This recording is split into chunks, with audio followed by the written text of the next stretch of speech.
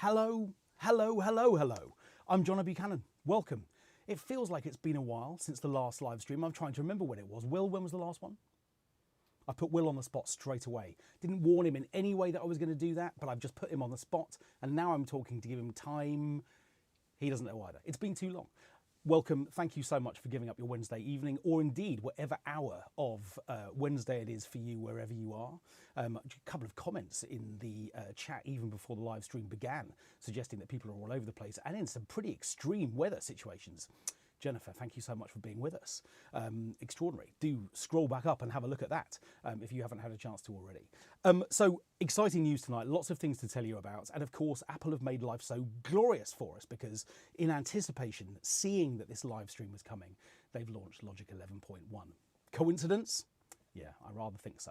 But nevertheless, it gives us some interesting things to talk about, including or alongside some announcements that Will and I have as well. Whenever I make a statement like that, it sounds like we're even further cementing our relationship. And in many ways we are, but we'll get to that in due course.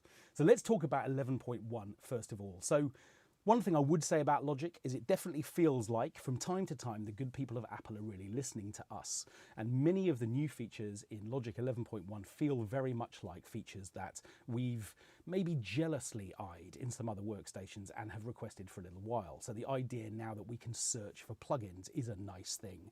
The fact that we can move channel strips around within the mixer. Yes, we've always been able to do that within the main page, but the fact that we can do it within the mixer now as well feels like a nice bonus. There are some great things for bounce in place, which is a function if you've watched any of the episodes of the John Buchanan Music's Odyssey now of 150 episodes, you'll know that one never goes by without me reaching for bounce in place. And yeah, they've done some interesting things, so we'll be able to have a look at all of that stuff. And of course, as we're going to discover through today's session, we have a brand new plugin to play with as well, the Quantec Room Simulator, which I'm going to come to very shortly, because as you know on this channel, I don't do reviews ever. What I'm always looking to try and do is to find creative ways of taking Logic's amazing feature set and offering it up in a way that hopefully allows us to make interesting music. And I think this new plugin is going to have some interesting things as far as that is concerned. So we're going to go there right now and see what's new. So because it's Wednesday night, and at least where I am it's Wednesday night, it feels like we need to be in quite a disco place. So with that in mind, I've imported a stupid vocal loop which sounds like this.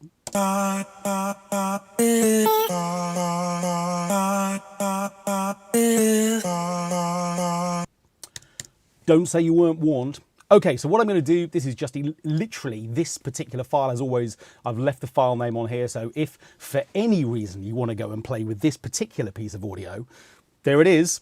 We're going to, as is sort of customary, get away from this sound as quickly as we possibly can. And the way that we're going to do that is to come and find our new plugin. Now, this gives me a chance to show you the search feature. So now if I click here to load a new function, of course it's sitting here waiting for me, because of course it is. But if it weren't, I would now be in a position to just search for this. And as I begin to type, any plugins that feature the combination of letters that I'm typing will begin to be shortlisted. And the great thing about this is it's not just Logic's plugins, of course, it's absolutely everything. So all of your third-party stuff is going to be here too. So if I was to type Fab, for instance, I'm going to discover the Fab, the truly Fab filter plugins that I have installed on my system as well. But we're going to come back to where we were a moment ago. I'm going to come here, click here, and of course it's going to load. And now we get a chance to see the Quantec. So this is a remarkable development, I have to say, because this isn't just a sort of emulation of this extraordinary 1982 reverb. Effectively what's happened, if I understand this correctly, is that Apple have bought the kind of algorithms and codes from the original, much coveted Quantec hardware. So if you don't know anything about the hardware of this particular reverb, this is a reverb that was built in 1982. And it's, as I said, an algorithmic reverb. Now, as you'll know, because we've covered it on the channel, reverbs tend to fall into two categories. We have algorithmic reverbs, synthesized reverbs, in other words, and we have convolution reverbs, which are sampled reverbs. So in other words, convolution reverbs literally take recordings of spaces and allow us to pass our sounds through them, to convolve them through those spaces. And what algorithmic reverbs do is they effectively approximate spaces by providing code, which in other words sort of synthesizes a space into which our sounds can be wrapped up. And the Quantec was an absolutely groundbreaking algorithmic digital reverb when it was first released in 1982. And there are two versions of it within Logic 11.1. There is the QRS, this is the original, and then next to it we have the Yardstick, released in 1997. And these are two really coveted hardware reverbs that you'll find in nicely appointed studios around the world. And now you have them within Logic as well. So a real breakthrough. Now it's the Yardstick that I'm going to be working with tonight, and we will very soon make a video really going into this plugin in enormous depth. All I'm going to do today is to show you a couple of its features, including in many ways its most famous one, which is hiding behind this freeze button, which we'll come to in a moment. But there are a couple of things I'm going to show you. So firstly, we have on the right, the left-hand side, an opportunity to dial in the reverb time. So as you would expect, literally, as I turn this around to the right, the longer the reverb time gets, all the way up to a whopping great 20 seconds, which is nice. Now, for those of you who've been using Logic for as long as I have, this dial here, this kind of sort of shuttlecocky kind of thing, just sort of reminds me a little bit of the old, is it the Platinum Verb that you could dial in and you'd get a little thing like that? Anyway, I was about to sort of say PTSD, but I don't mean that. I just mean a sort of, you know, a sort of throwback vibe from the way that that's been sort of coded, the graphic for that. It's kind of interesting. Anyway, I'm going to set this nice long reverb time. And the other thing that I'm going to draw your attention to here is the reverb time multiplier.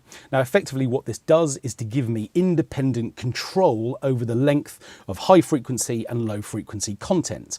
So in other words, what I can do as a multiplier of the reverb time that I've selected, and because I've selected 5.6 seconds, there's no way I'm going to try and do the maths here. But effectively what I can do is to use a multiplier of that number at the high end. So in other words, I can use numbers that are above 1.6 or whatever, 2-3 times, effectively increasing the reverb time for the top end. And I can do the same thing at the bottom end, maybe rolling off some length from the reverb towards the bottom end. And I've got a frequency crossover here as well. So I'm in a position to decide exactly where I want this to cross over between those 2 points. Okay, so we've got reverb time and we've got the reverb time multiplier. And what that's going to do with this reverb time and with the shape that I've selected is to give us this amazingly beautiful, incredibly crystalline, airy top end.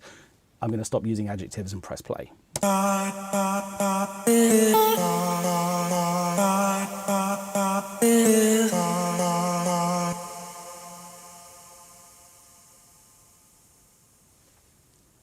This feels like a moment to use the word oof. So if you have Shimmer, the Valhalla plugin, you'll probably recognize the kind of qualities of this particular plugin. It's got this amazingly warm, glorious top end. Very beautiful. Okay, so I mentioned the freeze function. So the Quantec Room Simulator was the first algorithmic reverb to offer the concept of freeze. Now, freeze is something that we've looked at in other plugins within Logic. Not that long ago, in fact, we looked at the idea of being able to create automated freeze points within the Evoc 20. What we're going to do here is to discover how freeze works in the Quantum Room Simulator. So you can think about freeze almost as a kind of little sample and hold idea. That what we can do is we can run audio in, we can press freeze, and whatever moment we press that at, that little bit of audio as it's playing is going to get captured and held. In other words, what we can do with sounds like this is to turn them into these amazing pads.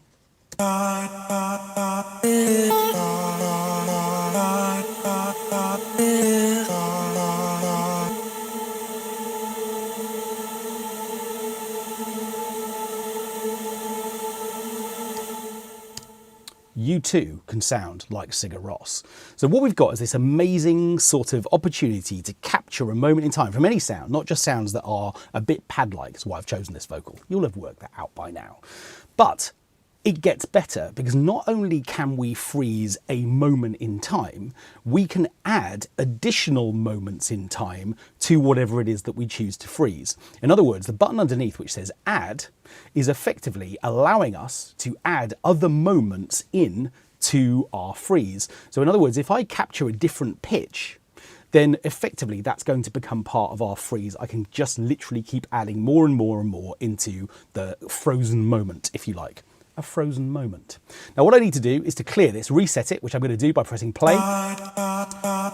And now we're just back to where we were, and you can see that the output has dropped down to 0 again. So this time what I'm going to do is I'm going to press freeze, and then I'm going to press add, and again I'll let it run on, and hopefully we'll hear a slightly more involved collection of sounds.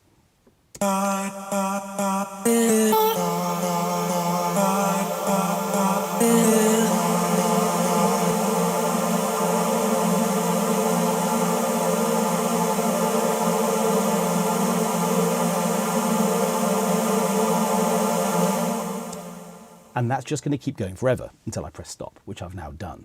Now there is this interesting moment, which is that you can see that the output is still making a noise, but when I press play again, we aren't going to hear just the frozen signal, we are going to hear the original playing again.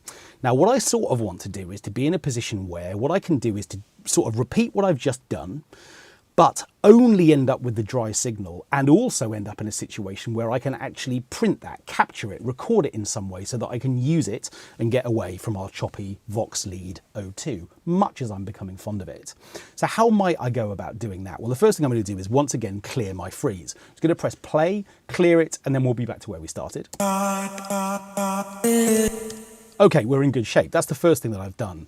But what I want to be able to do is to be in a position where I can, as I say, capture the end of this file after the original stops playing. And here is how I'm going to set that up. For a moment, I'm going to close down the reverb plugin. And what I'm going to do instead of just letting this run straight to the stereo output is I'm going to reroute this to a bus. Now, this brings up the second opportunity for me to show you search windows. So obviously, once upon a time, in fact, as recently as last week, the way that we might route a sound like this to a bus would be to come to the bus options and to come and find the first available bus, bus number 1. But if I want to, I can search for that now instead. So in other words, if I start typing bus into the search window at the top of that plugin, I can start typing bus and I can route directly to anything I search for. So if I know I want to route this sound to bus 256, I can just type that and automatically I'll be sending it there, which is exciting. But I'm going to just go the old school way. It's going to take me a little while to get used to that, I'm going to be honest. So here we go, I'm going to go to bus 1. So what I'm now doing is I'm routing my sound through to bus 1, which means that rather than being sent straight to the stereo output, it's being sent somewhere else. What I can do with that, if I set up a new audio track, is that I can set up the audio input for this track to receive its signal from bus 1. In other words, this new audio track is effectively, rather than just listening to, let's say, a mic signal or something that I might have coming in directly to my audio interface, it can listen to an internally routed signal within Logic, which is the one that I'm sending to bus 1. So if I select that option here, we're in good shape. And in fact, it knows, because I've selected bus 1 and I've already routed the sound there, that that is the sound that's going to be routed in there. It's very clever, this program. I'm going to press create. Okay, so what that now means is I've got another audio track which is now listening to the choppy Vox lead, and I can check that that's the case by firstly input monitoring it and then being ready to record it. And in theory, if I now press record, we should discover that this audio file is being routed into audio track 2.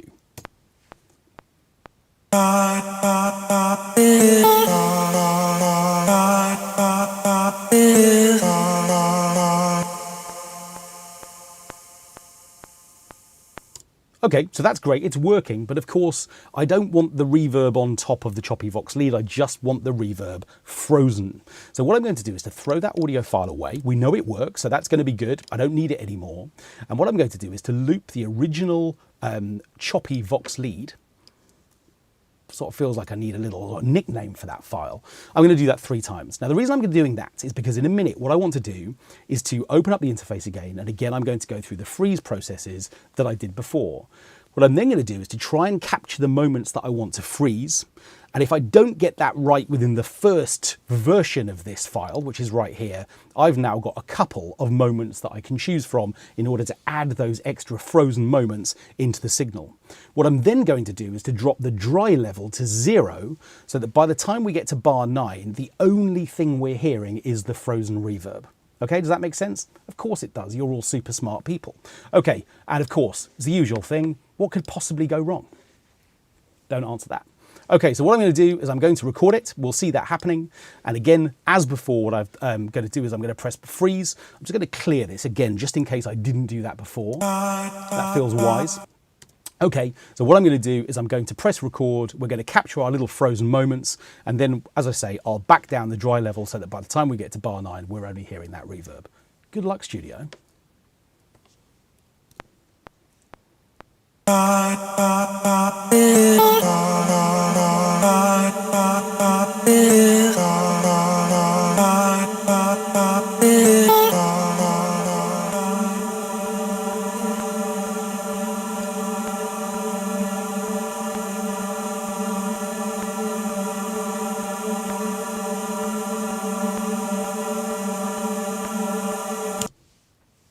that will be enough. Okay, so we've got this lovely long tail now, which is just the reverb by itself.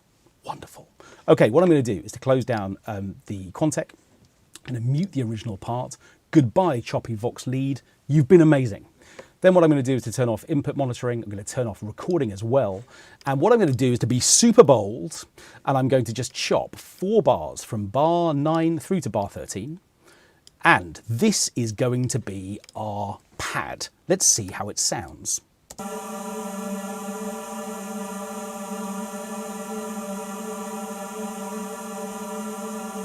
Oh, it's glorious little second in there with this high overtone. I love it. Okay, first thing I'm going to do is to grab this file. And as we know, what I can do is to drag it down to the bottom of Logic, come into the interface here. I'm going to drop this on the Quick Sampler Original. That immediately means that this sound is now playable.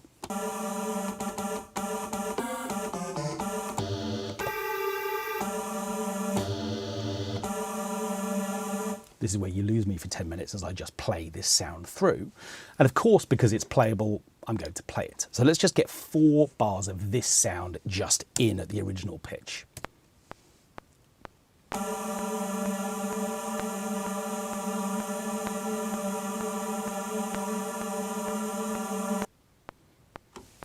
And of course, it's going to stop right on 4 bars because that's the length of section that I dragged into the sampler. What I'm going to do is just quantize it, just in case when I cycle back round to the beginning and I press play, it turns out that I've played it slightly early, which I have a tendency to do. Interestingly, this file has been called Livestream November 20, which seems like an odd name for it. Of course, it's taken that from the Logic file name, but what I'm going to do is to call it Quantec Pad. Oops. There we are. There's my Quantec pad. Okay, and again, what I can do, Shift, Option and N to name the region based on that file name. Okay, great. What I'm also going to do is to take another version of this same 4-bar section. I'm going to drag it down here. And of course, because it's a live stream, I'm going to take it into Sample Alchemy. Now, of course, this also gives me a chance to play this sound. There's the original pitch for it. And as we've seen before, we've got a number of different engines here, including the granular engine. I'm actually going to come to the spectral engine today, and I'm going to come into formant mode because why not?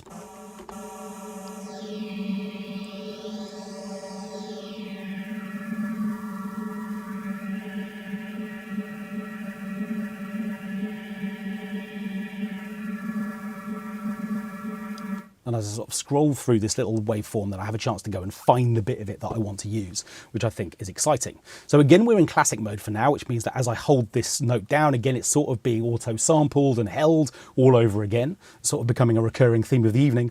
And as we've seen in Sample Alchemy before, there are different modes here that I can work with. So in classic mode, I can just play it. We can loop it, so I can create a loop section if I want to, in either direction. We know about scrub mode too. When I hold this down, effectively it's going to loop around an incredibly small little section of this sound. So effectively, as I click on it, we can just sort of scrub through a tiny bit of the audio wherever I go.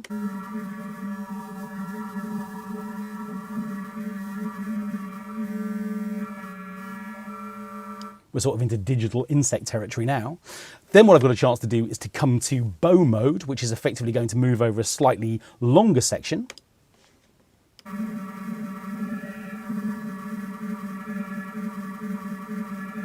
Still wonderfully noisy and scratchy. I really like this. And of course, what we've got a chance to do is to come into art mode, which you all know I'm a fan of. Particularly when what we do is to drop the sustain level. And we start getting these really small little decay-based chops. So in other words, now the decay rate is really controlling how long this sound sticks around.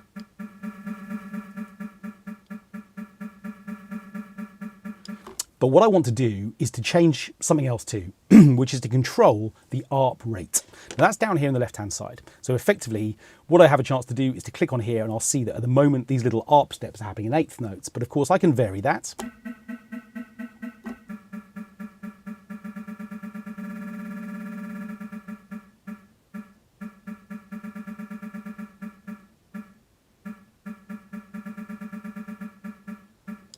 And what might be quite fun would be to set up something to modulate that ARP rate so that that movement that I'm playing right now happens automatically. Well, if I click on a parameter within Sample Alchemy, what I can then do is to come to the mod matrix over here on the left-hand side, and having clicked on the parameter, the one with a little blue dot in the middle of it is the currently selected one.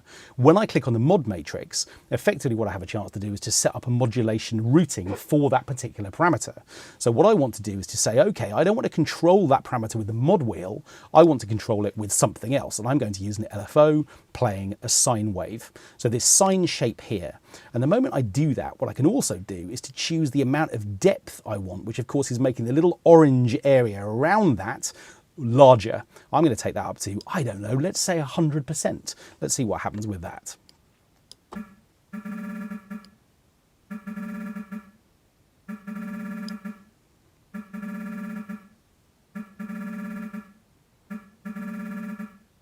So now effectively the length of that ARP and how it gets triggered is being controlled every time I play it by the LFO that's doing that. Well, that's nice, but wouldn't it be great if we also had a second source? Oh, there it is right now. Click on B and I get a second source, another place within the waveform where I can add to this as well. And that same routing for the ARP rate is going to apply to this one too.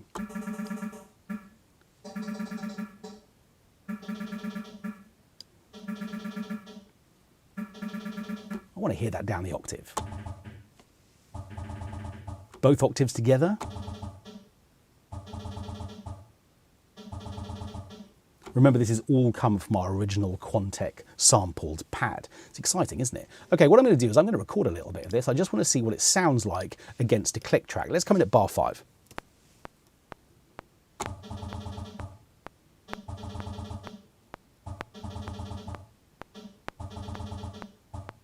But it's kind of random, but because all of those quantized values are at the root of that rate change, I suspect that actually that might not sound so bad. So we've got two little versions now of our little sound that we've just processed and brought in. Again, I'm going to quantize that.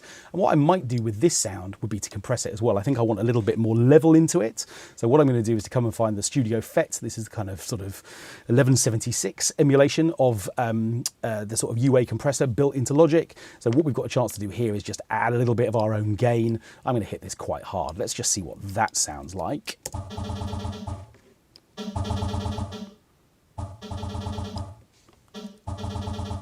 So we've got one sound giving way to another. Together they sound like this.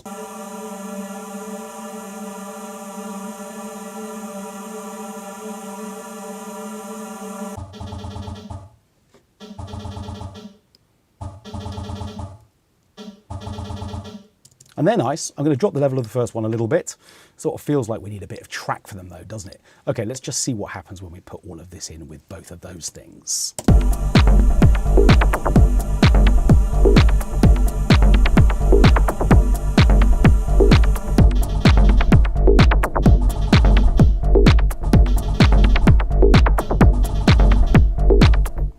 Told you, Wednesday night disco. Couldn't resist. So there we are. We've got this really interesting feature here, which is this amazing opportunity to capture things using the freeze function within the Quantec QRS. I think that's going to be an amazing thing. And not just if you want to make Wednesday night disco. That should be a new thing. Wednesday night disco. That should be a new thing. Sorry, all sorts of possibilities are opening up before my eyes. But effectively, I think whether it's going to be taking little bits of beautiful piano, or whether it's going to be taking little bits of vocal or even orchestral sounds and running them through this incredible freeze function, adding up different harmonics on top, capturing different parts and slices of audio, I think the possibilities are endless. So this will definitely be a theme that we return to as we begin to dive further into the Quantec reverbs, because I think they're going to be an amazing addition to Logic. So hooray and fantastic for those. Okay, so that's exciting. So we've had a brief sort of chat through making sounds within Logic itself. And now I have an exciting announcement, which is that I too have been busy making some sounds. and not just sounds, but courses too. We'll come back to that just in a moment. So effectively, the first announcement tonight is that I have made my first ever collection of sounds for Logic, and these are all using Logic plugins that you own already. So nothing that you need to go out and buy. So a curated set of sounds for retro synth and for the ES1 and the ES2, and for some other instruments there as well, the EFM1. And I'm calling this collection Cinematic Pads 1, which suggests that in the future there will be further titles, because there will. So effectively, I've made this collection of sounds for two reasons. Firstly, I think they have a flavour and a sonic quality which you won't find in the Apple library of sounds. And I don't mean that pejoratively. I love the collection of sounds that Apple provide with Logic. I think it's an amazing resource. But what you won't find there are the sorts of sounds that I'm drawn to. Things that are a little bit unstable from a pitch perspective. Things that offer up a kind of unpredictability which feels to me very musical, and the sorts of sounds that I lean on very much when I'm scoring and writing music for TV. So what I'm going to do now is to take you through how I've curated this selection of sounds, talk to you a little bit how I made it, and explain a little bit more how it fits into the next course that I've made, which I'll come on to talk about in a little while. So what I'm going to do first of all is to talk a little bit about cinematic pads. So I'm going to take these two sounds that we've just made, I'm going to move them up into this project because they belong in the first part of this evening's Wednesday disco session. And what I might do, just to make sure that we don't get disco and cinematic pads at the same time, is mute all of those tracks. Okay, so Cinematic Pads is here. So this is a collection of sounds that I've literally just imported just to show you a couple of them. Now, the way that this works is that if you decide that you want to go ahead and buy this collection of sounds, which by the way will cost you £10, really not a lot of money, what you'll discover is that I've created these as a collection of channel strips within Logic. So I'll show you how you'll find them. If I set up a completely brand new software instrument and I choose to do that with an empty channel strip, and I choose to open the library, what will happen when I press create is that Logic will obviously provide me with a brand new instrument, and what it will do is to open up the library. And if you buy this collection, you'll get a little install guide which will explain to you how to do this, but you're going to find that within the user channel strip settings, I've now got a folder called JB Music, and in here there is a collection of cinematic pads, and when I click on these, you'll see the list of all of those. Now, every sound that I've made exists in two forms.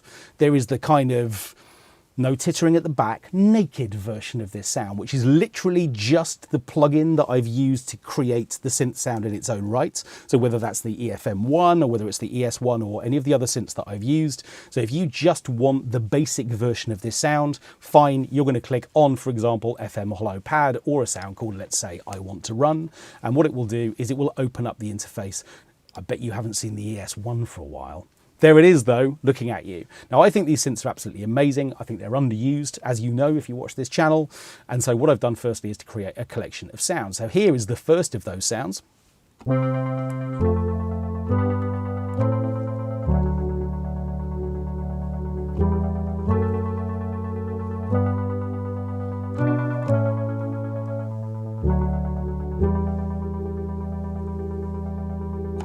Okay, so fine, in its own right, nothing too much to write home about, but nevertheless a useful sound. But what I've also done is to create a sound next to it, which offers exactly the same sound, but again through a collection of Logic effects that I have kind of tailored for this individual sound. So here's the same patch again through step effects and tremolo.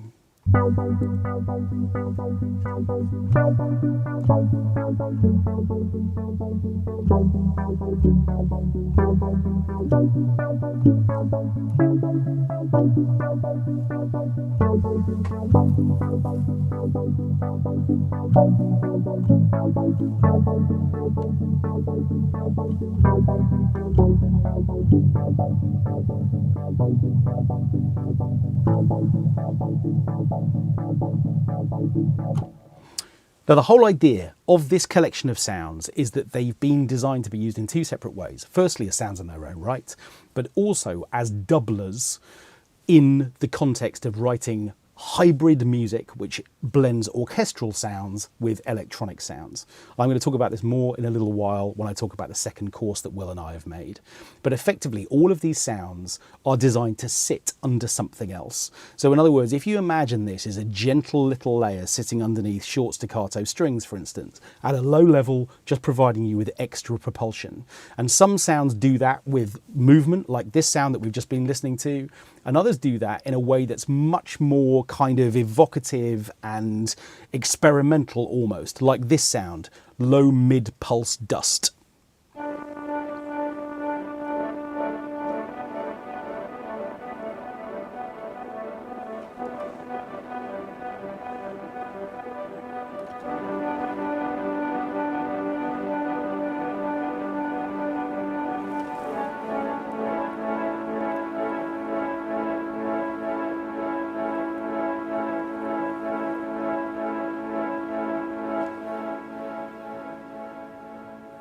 So this is a sculpture sound that I've made, which is being controlled a little bit with the velocity processor, but otherwise is completely sort of, as I say, just by itself doing its own thing. And again, here's its kind of curated version, which is offering some extra effects.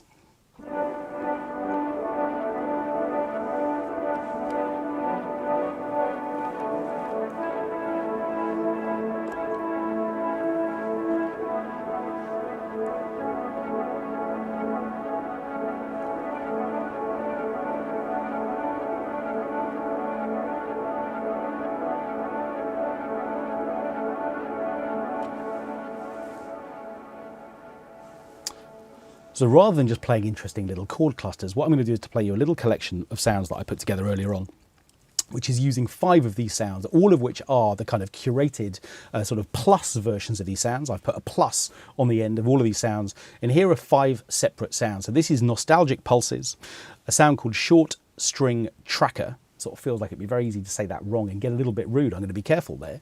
Another sound called Unstable Constellation.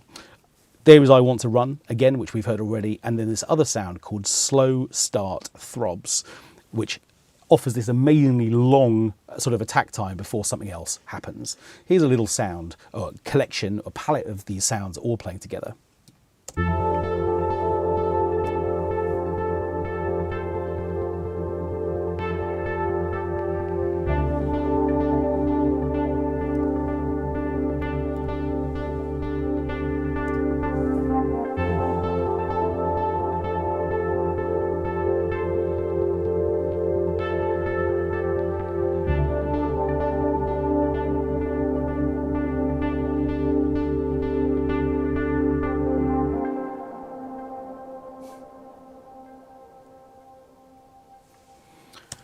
So these sounds are very close to my heart because they offer a lot of the things that I really like. This kind of dusty quality, this slightly lo-fi thing, slightly unstable tuning. And if my totally genius son is watching and listening, he's about to post the link to where you can buy cinematic pads in the chat very shortly. And if he's not because he's fallen asleep, that's fine too. I'll send you a little link later on in terms of where you can get this.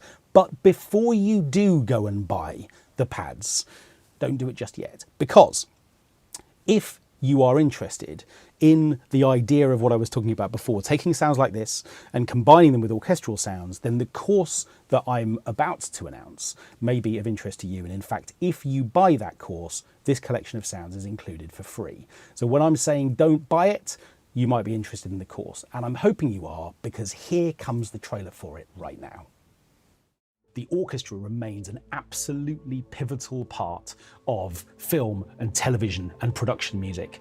It's everywhere, and that's because the sound of the orchestra is majestic. But what's also true is that electronics are playing a part in the way that a lot of composers are writing for film and television and production music now as well. And the blend between the idea of sound that has originated inside the orchestra, electronics, and all kinds of effects processing around these twin approaches to writing is now becoming a really interesting sort of palette of options for composers of all genres. So So what this course is going to do is to remain within an orchestral realm, but what it's going to begin to do is to shine a light on different articulations, in other words, different playing techniques for the orchestra, and what happens when we start to think about blending those with really carefully curated effects treatments and electronics. And the whole purpose of this is to allow your scores to become even more unique. The ways in which we can combine sounds in order to extract maximum emotional feeling, whether or not we want to write something beautiful, something sad, something happy, something uplifting, or something dark and tense. What we've got a chance to do whenever we start realizing that the whole of the sonic playground of the universe is available to us when we begin to score, but with the orchestra still very much part of that mix, we suddenly realize that we can write absolutely anything. And the techniques that we can learn allow us to make our scores really unique. So within modern scoring techniques, what we're going to do is to begin to explore taking the orchestra on somewhere else.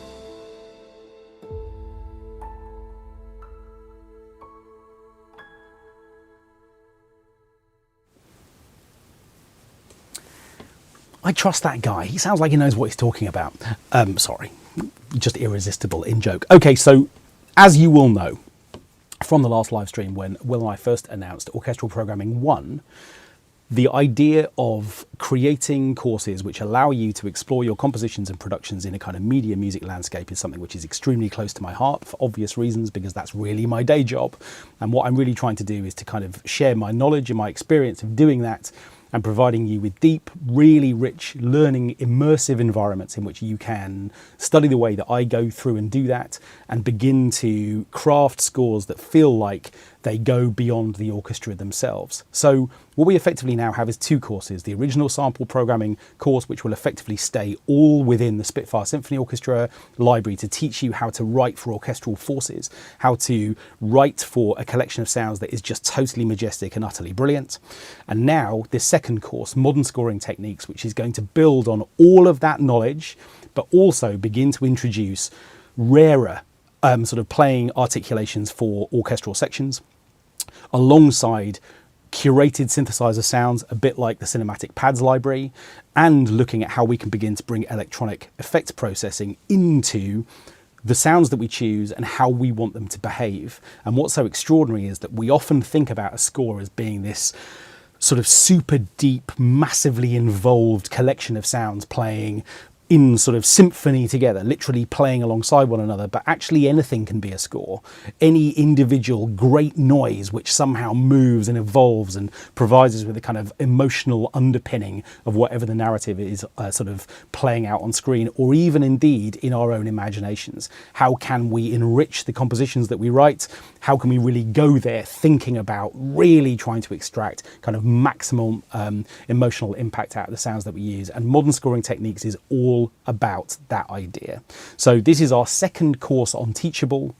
And again, with any luck, links are being posted so you can find out where to go and do that. And I'll show you the Teachable site in just a little while. But effectively, as I say, Modern Scoring Techniques sits alongside the first course, and together they now provide over 19 hours of learning if you're interested in working with orchestral forces. And as I say, beginning to move those on into these new sonic spaces where you really can express yourself. So I'm really excited about it. It's been a real labor of love putting this together, but in a way that I've just been super excited about. As I say, it's a lot of content, and Will and I do this all by ourselves. So as I say, it's something that's taken a little while to put together, but the music in there, well, we're both excited about the course, and I hope that you will be as well. Okay, so no doubt you want to know what all of this stuff costs, and I'm really aware of the fact that Black Friday is coming up. Now, the first thing to say, as I say, is that Will and I do this all by ourselves, and like you, we're receiving all those emails at the moment from lots of companies who are offering 99% discounts for the next month, and I really wish that we could do that too. But what we're trying to do effectively is to provide you with lots of courses, lots of options for learning. We're obviously just beginning to get started with these first two courses, and we want to be in a position where we can bring you much, much more. So we are offering discounts on these courses, which I'll come to in just a moment. Again, actually, Will, are the things being posted? Okay, so I'll make sure that the sort of things are being posted when we need them, and that's fine. But I'm going to just tell you about a couple of discounts. So firstly, if you bought Orchestral Programming 1 I've emailed you. And so you get a discount code, which I've emailed to you, which effectively is going to get you a discount on the second one. So that's great. If you are a brand new customer and you're interested in modern scoring techniques, the second course, then effectively what we have is a launch code, which I'm going to read off the piece of paper which I've pinned above the camera, which is launch 0225. So that's launch, all in capitals, 020225. And that's going to get you a 25% discount off modern scoring techniques. And all of the discounts that I'm describing are going to last until the end of the Black Friday weekend. So all the way through until Monday, the 2nd of December. Now, it's possible that you had a look at Orchestral Programming 1, liked the look of it, but thought, not yet, that's not for me just yet. And now you've seen this trailer and you've thought, you know what, now's the moment, because of course, why wouldn't you? Why wouldn't you? So we've also put together a bundle price for both of the courses together. So when we go to Teachable, which we will in a second, I'll show you exactly what I'm talking about. There is also a discount code for the bundle, which gets you both of the courses. And of course, modern scoring techniques and the bundle also provide you with cinematic pads included in that price. So the launch code for the bundle is bundle 20. That's a 20% discount off both of those courses together. Now, the full price of both together is £150, so that's going to take that down to 120, so effectively 60 for both courses side by side, including cinematic pads as well. What a deal! What a deal! It could be that you're not interested at all in media or sample programming and you're just interested in cinematic pads, in which case you can go and buy that, as I say, for £10 as a separate thing. Okay, so let me show you exactly where all of this stuff is. If I come to Safari, then what we're going to see is the Teachable website. So here is the address up here at the top. So you're in a position just literally to come to the site where we are building these courses. And I've obviously written a little bit about the new course. And it's worth saying that for both of the courses that we've released so far, there are free chapters for you to watch as well. So if you want to come and have a look and see how I teach this stuff and whether or not it appeals to you, then you can. And if you're interested in Sample Programming 01, you can literally just click this link here and it will take you through to that page. Make sure you put in the discount codes, otherwise you'll pay full price. And if I click on View All Products, you'll have a chance to see that obviously this is the place where we're now putting together all of the content that we've made for you. So the original free sample instrument that I made is here.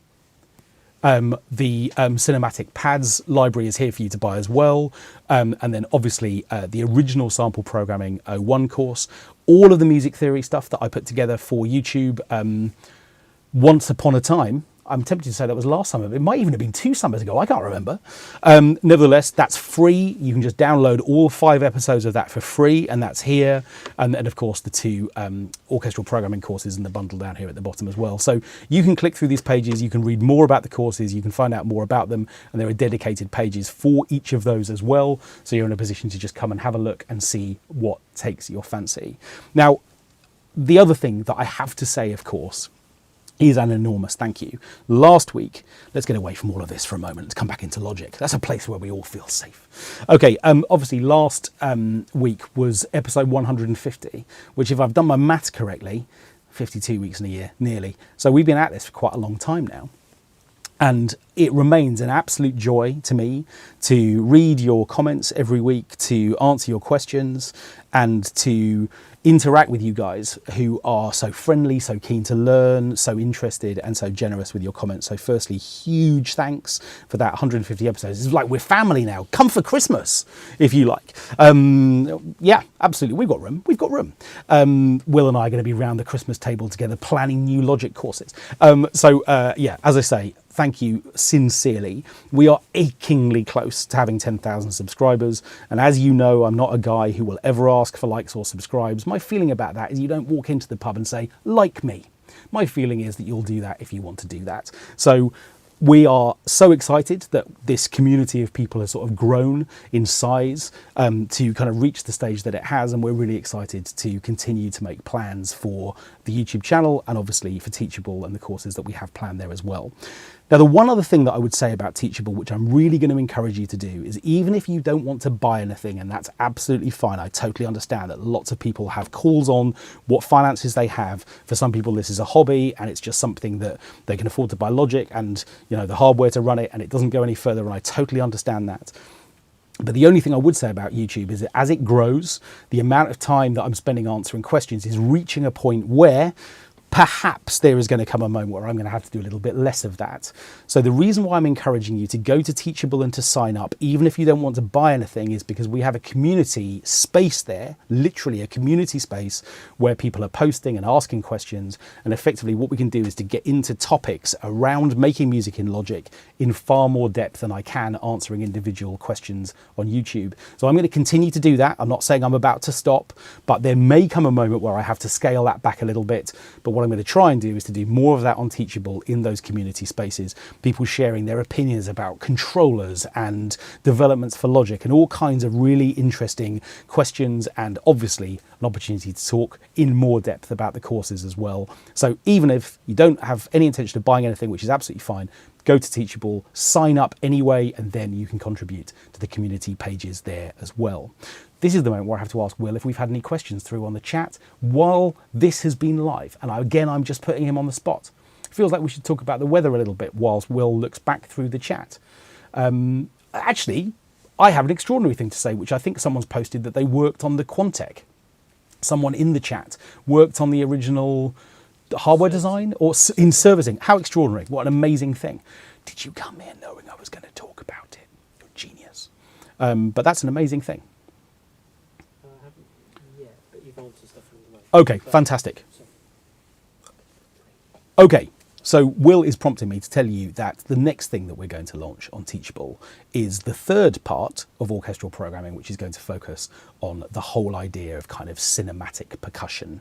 So where percussion fits into modern scoring, whether that's in trailer music, whether it's working as kind of exciting, pulsing underscore to provide extra drama and extra tension, all of the ways in which percussion can play a part. And whenever we say the word percussion, we immediately think of like bombastic timpani and huge kind of taiko-like drums, but actually percussion can play all kinds of interesting roles, and we're going to discover exactly how all of that can work. I'm being shown something. Bear with me.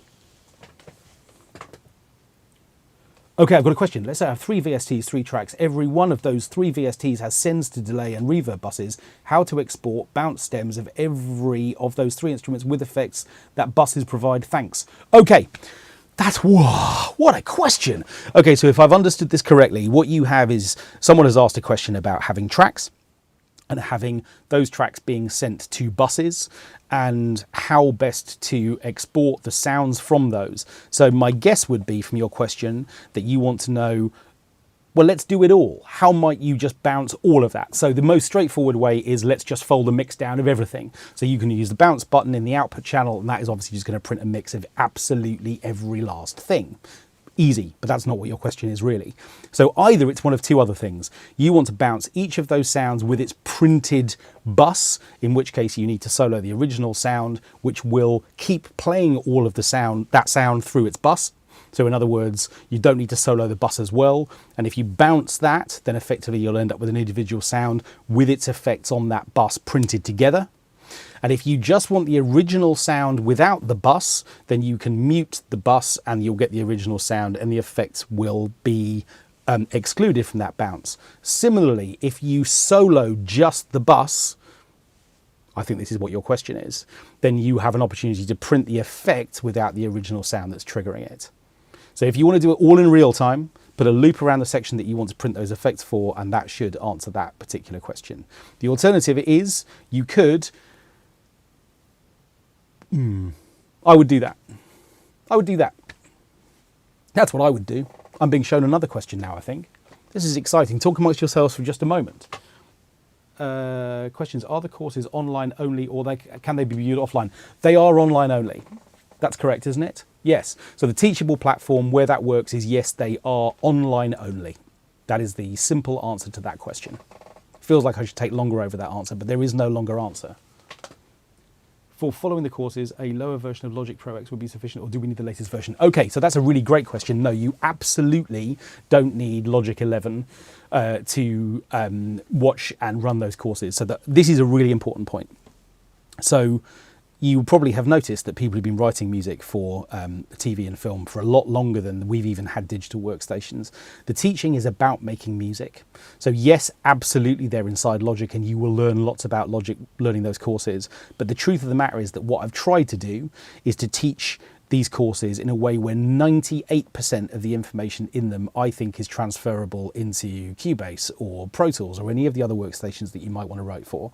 So effectively what I'm trying to do is to teach you techniques that I think are useful for scoring and for driving the sounds that are at the heart of those courses. So Orchestral Programming 1, you will, if you want to follow it through all the way like I have, need the Spitfire Symphony Orchestra. So I have written that entire course within one orchestral plugin, and I chose it really carefully because relative to lots of those orchestral libraries, it isn't all that expensive. I'm not suggesting for a second that it's cheap, but nevertheless there are lots of really expensive libraries and there are lots of separate libraries we could have gone to, so I've chosen that one, and this is probably quite a good time to go and look at the pricing for that, because like lots of other companies, Spitfire Audio are running a Black Friday sale.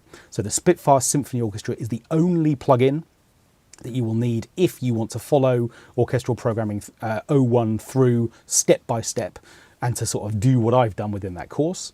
The second course, I have gone there a little bit more with the collection of plugins that I've used, but the second chapter of that course is you don't need all the plugins, because you don't. What I'm trying to do within those courses is to encourage you to think creatively about the sounds that you might want to put into your productions. And the reason in part why I've made a collection of sounds for Logic is because I think that all of the instruments within Logic are absolutely amazing. And what happens is people flick through the presets and think, yeah, this instrument isn't for me so much.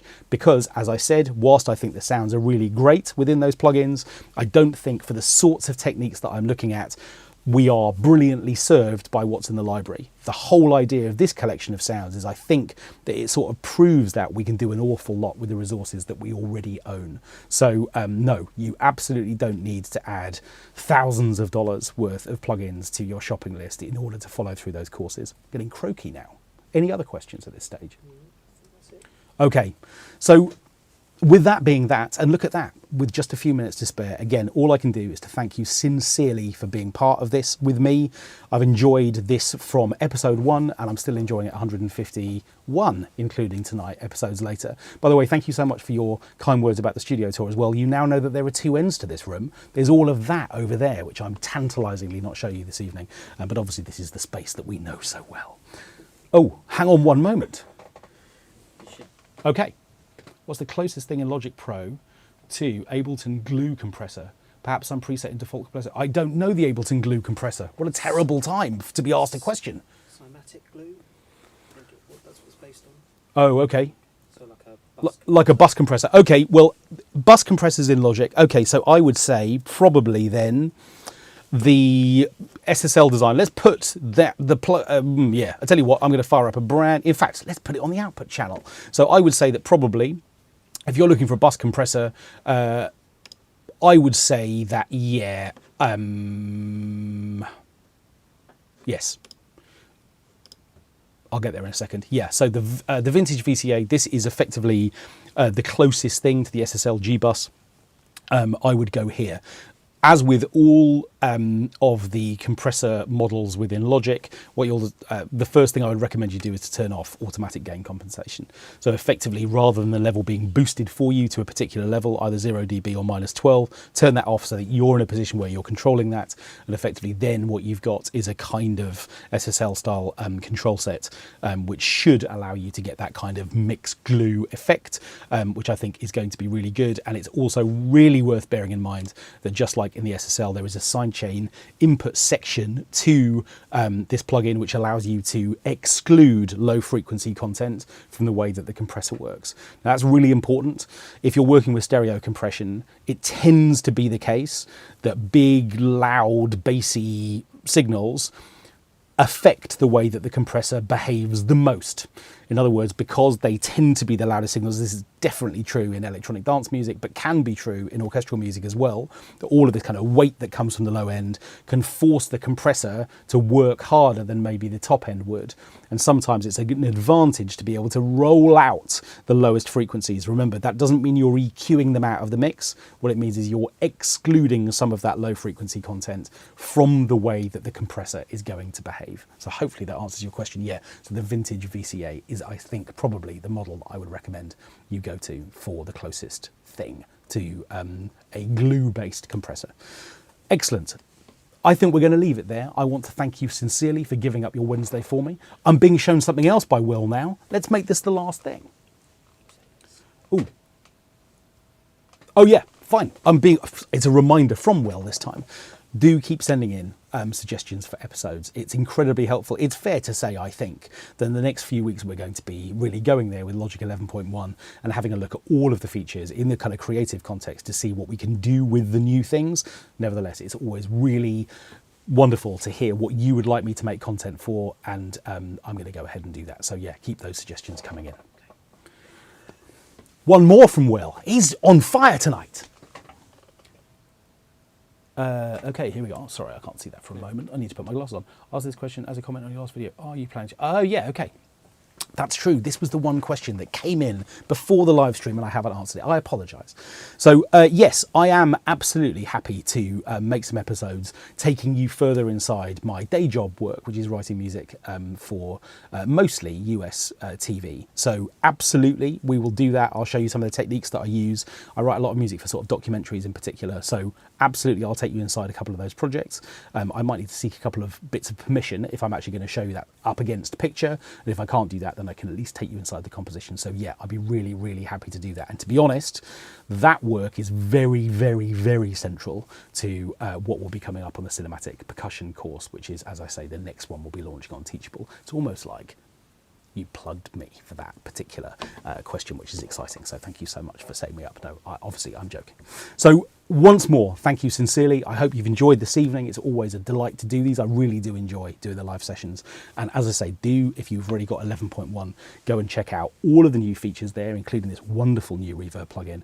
And I'll see you really soon with some more content for Logic Pro. Take care.